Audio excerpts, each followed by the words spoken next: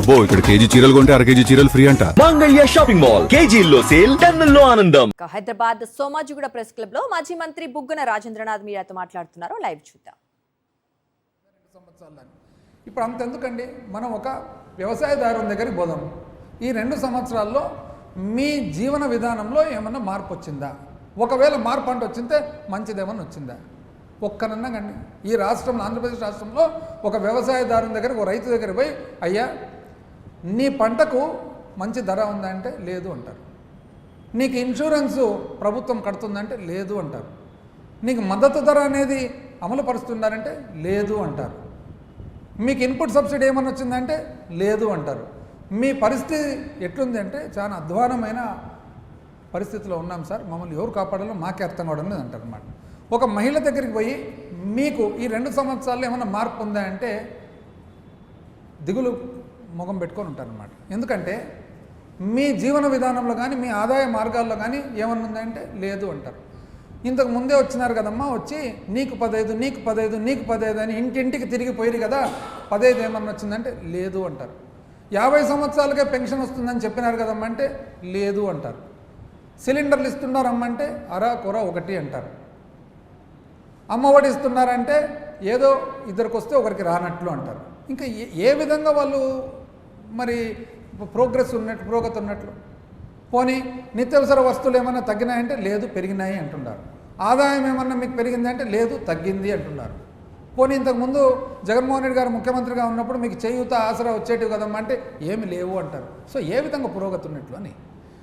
ఒక కార్మికుని దగ్గరికి పోయి నీ జీవన విధానంలో ఏమైనా మార్పు ఉందంటే లేదు అంటాడు. నీకు ఆదాయ మార్గాలు పెరిగినాయంటే లేదు అంటాడు. నీకు నిత్యావసర వస్తువులు అంటే పెరిగినాయి అంటాడు. సో ఏ విధంగా ప్రోగ్రెస్ ఉన్నట్లు? ఒక యువకుని దగ్గరికి పోయి నీకేమన్నా ఉద్యోగ అవకాశాలు ఉన్నాయంటే లేదు అంటాడు. పోనీ నిరుద్యోగ భృతి వస్తుంది అంటే లేదు అంటారు. మళ్ళీ ఏమొస్తుందంటే అడ్వర్టైజ్మెంటు అంటారు. అడ్వర్టైజ్మెంట్. ఒక పిల్లవాని దగ్గరికి పోయి, ఎవరి దగ్గరికన్నా పోయి, ఒక బడికి పోయే పిల్లవానికి మీకేమన్నా మార్పు ఉందంటే లేదు అంటారు. బళ్ళు ఎప్పుడు బాగున్నాయంటే 2 సంవత్సరాల క్రితం జగన్మోహన్ రెడ్డి గారు జగనన్న ముఖ్యమంత్రిగా ఉన్నప్పుడు నాడు నేడు ఉన్నది, ఇప్పుడు ఏం లేదు అంటారు. అప్పుడు మాది ఖచ్చితంగా బళ్ళు విద్య అనేది ప్రభుత్వము అమలుపరచడం లేదు అని అంటారు. మళ్ళీ ఏ విధంగా అని? ఎవరైనా అనారోగ్యంతో బాధపడి ఒకవేళ ఆసుపత్రికి పోతే ట్రీట్మెంట్ బాగా జరుగుతుందా, మీకు చికిత్స పొందుతుందా అంటే లేదు అంటారు. ఎందుకంటే నెట్వర్క్ హాస్పిటల్ ఆరోగ్యశ్రీ అమలు పరచడం లేదు. ఎందుకు అనంటే బిల్లులు పెండింగు అంటారు. సో ఏ విధంగా మార్పు వచ్చిందని? మీకు ప్రధానంగా ఒక రైతు జీవనంలో మార్పు లేదు తగ్గింది, ఒక మహిళ జీవనంలో మార్పు లేదు తగ్గింది, ఒక కార్మికుని జీవితంలో మార్పు లేదు తగ్గింది, ఒక స్కూల్కి పోయే బడికి పోయే పిల్లవాడిని జీవితంలో తగ్గింది. ఇక్కడ కొన్ని ప్రభుత్వ ఉద్యోగులు ఇంకా వాళ్ళు కాసుకొని ఉన్నారు ప్రభుత్వ ఉద్యోగులంతా. వాళ్ళ జీవన విధానంలో ఎంత మార్పు అనేది వాళ్ళకు కూడా తెలుసు. ఒక్క రంగం మాకు చెప్పండి, ఒక్క రంగంలో ఎక్కడైనా కానీ మీకు ధరలు తగ్గినాయని కానీ, ఒక్క రంగంలో ఆదాయం పెరిగిందని ఒక్కటి చెప్పండి. అప్పుడు ఇంత లవ్ పుస్తకం అవసరమే లేదండి. సింపుల్గా ఒక మనిషిని అడిగితే అయిపోతుంది అన్నమాట. అసలు మళ్ళా పైగా మీరు ప్రతిపక్ష పార్టీ నాయకుడు జగన్మోహన్ రెడ్డి గారు ఒకవేళ ఏదన్నా కానీ ప్రజలకు సంబంధించిన విషయానికి ఒకవేళ బయటకు వస్తే మీరు తట్టుకోలేకపోతున్నారు. మామిడి పండ్ల ధర కోసం పోతే తట్టుకోలేకపోతున్నారు, పొగాకు కోసం పోతే తట్టుకోలేకపోతున్నారు, మత్స్యకారుల దగ్గరికి పోతే తట్టుకోలేకున్నారు. ఎందుకండి అంటే ప్రతిపక్ష పార్టీ నేత తన బాధ్యత ఏమి? తన బాధ్యత ప్రజల తరఫున నిలబడ్డాము. ఆయన ఏమంటున్నాడు?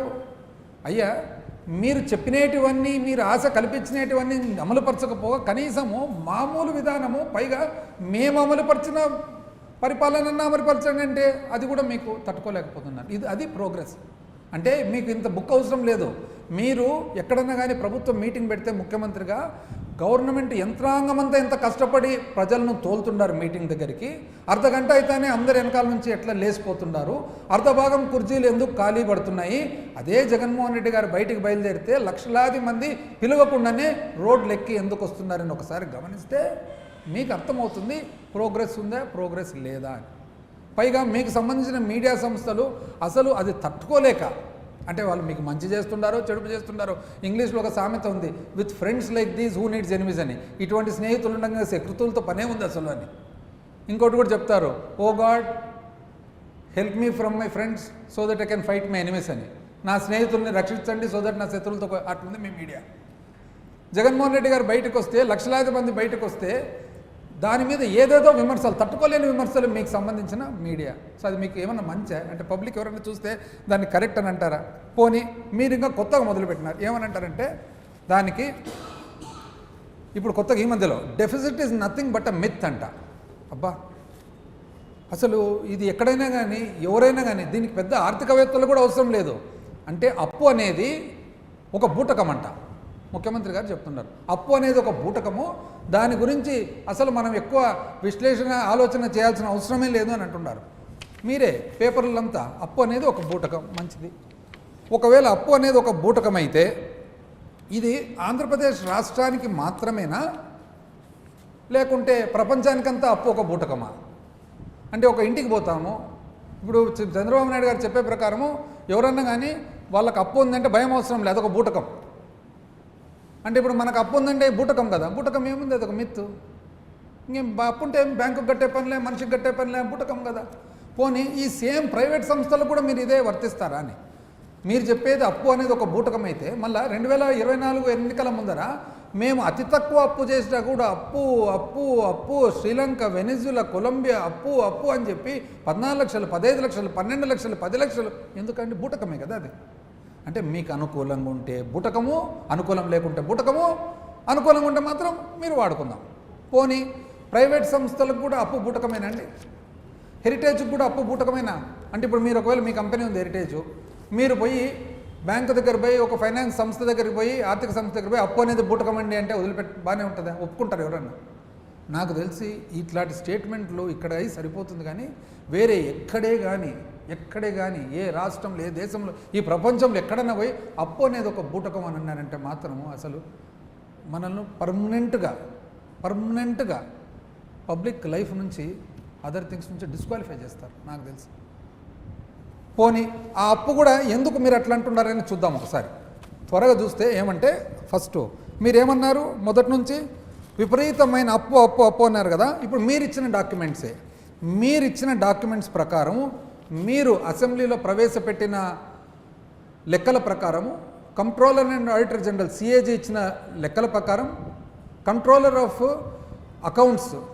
జనరల్ ఆఫ్ అకౌంట్స్ ఇచ్చిన లెక్కల ప్రకారం ఎంత ఉంది రాష్ట్ర అప్పు? ఎంత?